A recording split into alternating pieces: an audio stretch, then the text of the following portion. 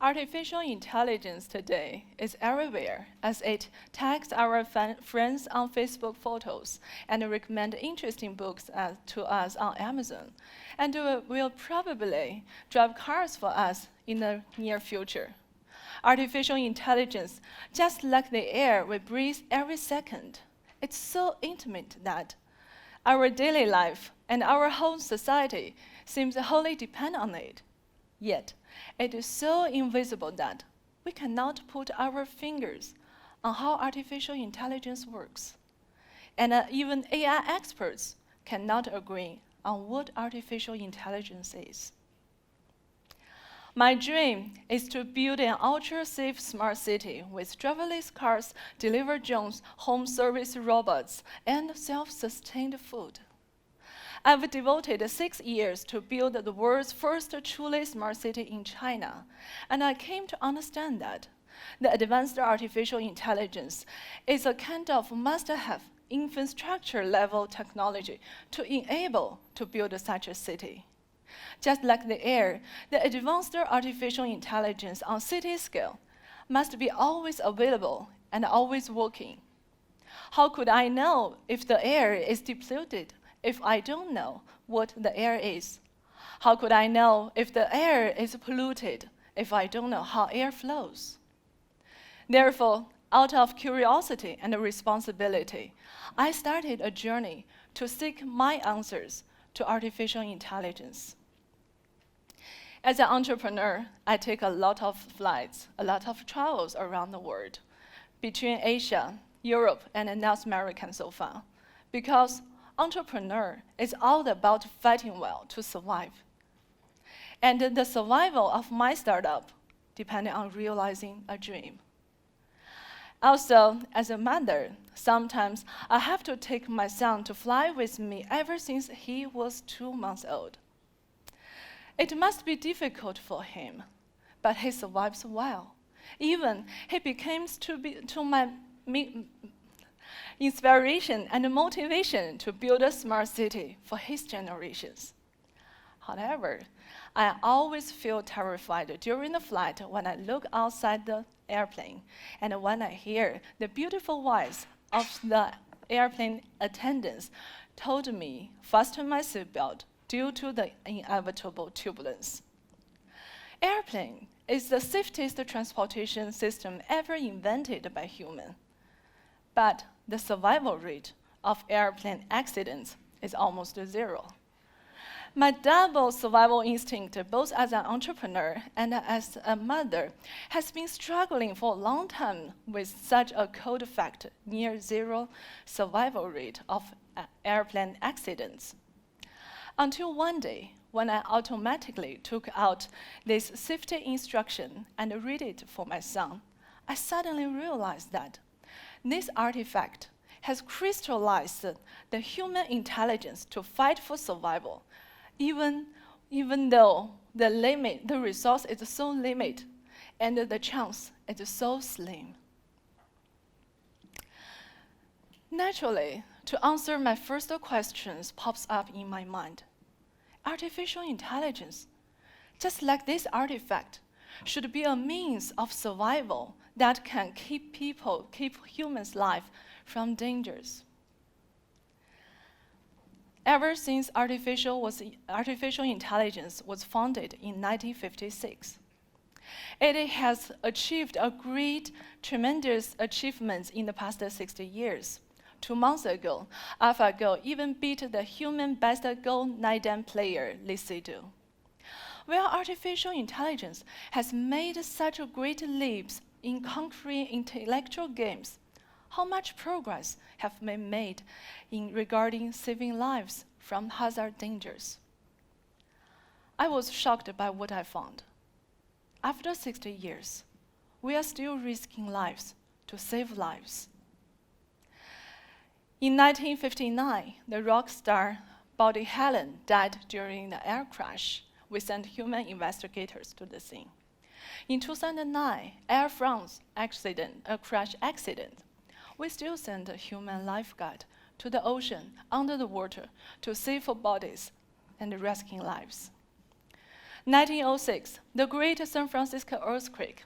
We sent firemen to rescue lives, search for bodies. And until now, we still don't know how many people died on that day. 2012, Japan, tsunami. We still send human soldiers to rescue lives and search for bodies. And we still have more than 3,000 lives missing. 1966, 23rd Street Fire, New York. 12 human firemen died in the line of duty. In the documentary in 2013, we, unfortunately, still sent human firemen into the fires to save lives. I must ask, if we could invent much powerful computers that could beat human best players in so many mental games, why we haven't made much progress in developing rescue AI robots to save lives from dangers? If the original goal of artificial intelligence in 1956 was to develop human-like and animal-like intelligence, why we still haven't made much progress to get closer to this goal, despite 60 years of huge investment and development? The kind of artificial intelligence we have today is good at generating awe in distance. However, it's weak in providing safety enough closer to my life. I cannot accept the fact that mental AI is the only kind of artificial intelligence we could ever have. There has to be a different way to develop physical AI, oriented towards physical needs rather than mental feats. I started to talk to many AI experts as I could, and I quickly discovered that the path to perceive the physical AI is easy to see, but hard to pursue. Not because it poses daunting technical challenges, but because it requires a paradigm shift of what matters most. Survival instinct matters most for physical AI, yet it doesn't matter for mental AI. Put in the context of Maslow's hierarchy of needs, mental AI targets higher level needs of self-actualization. In the contrary, physical AI targets lower needs of safety and survival. Whether survival matters most underlines every major difference between physical AI and mental AI. Mental AI features data-hungry learning. It requires collect tens of millions face images to train the face recognition applications. And it's very expensive operation. It requires to hire tens of thousands human programmers to handle labeling the images and the videos, and also require to build many power plants just for supply the electricity to deploy the deep neural networks. On the contrary, physical AI features data-frugal learning and efficient operation, all of which matters for survival in the real world. Actually, animal intelligence is a fundamental mechanism for survival in the real world, and the world of animals has provided us many amazing examples of how physical AI works. Loctus, with only 2 neurons implementing collision detection and collision avoidance, can pass 99% collisions during the real-time high-speed movement. In the contrast, the most advanced driverless cars with tens of millions more neurons and consumes billion times more energies, but still cannot prevent highly avoidable collisions during low-speed movement.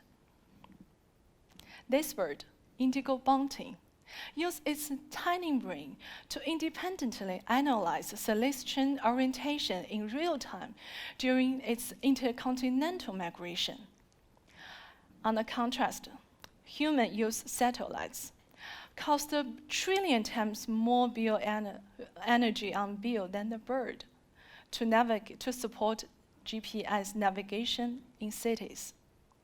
Human babies Even a 2-year-old human baby, even she cannot speak a full sentence in this early stage of her life. She can easily recognize a cat, no matter the cat is standing, running, or sleeping, just after see the cat a dozen times. In the contrast, the most powerful computer brain needs to read 10 million cats video frames on YouTube in order to recognize a cat. From locust to indigo bunting to human baby, it becomes clear to me that survival is the most important source of clues of how physical AI works. Survival drives transcendence rather than compromise between the real-world constraining conflicts. Survival is a blessing for physical AI rather than a burden. You may ask why I don't work in a big organization to accelerate physical AI towards realizing my dream to build a smart city. Why I instead build a startup from scratch.